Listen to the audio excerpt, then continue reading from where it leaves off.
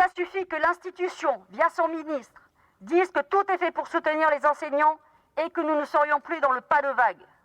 Ça suffit de Une réprimer longue les liste de collègues, doléances comme ceux lues d'élèves devant les pendant grilles de manifester l'inspection contre la réforme du académique. lycée, ou Dans ceux l'Assemblée, beaucoup de professeurs se disent abandonnés par le ministre de l'Éducation. Pour lutter contre cette pandémie, ils réclament l'embauche de personnel supplémentaire.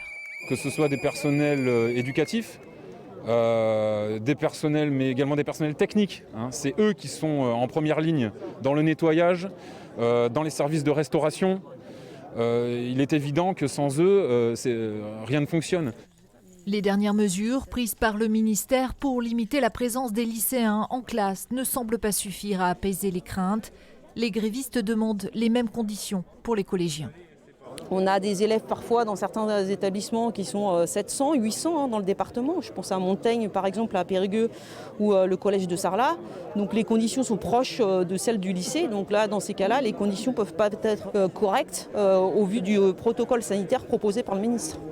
Masquée depuis la rentrée de septembre, cette tranche d'âge doit-elle revivre confinée une semaine sur 2 ? Non, répond la Fédération des parents d'élèves. Étant donné que les enfants sont plus petits, ils ne peuvent pas rester à la maison tout seuls. Il va falloir l'implication des parents.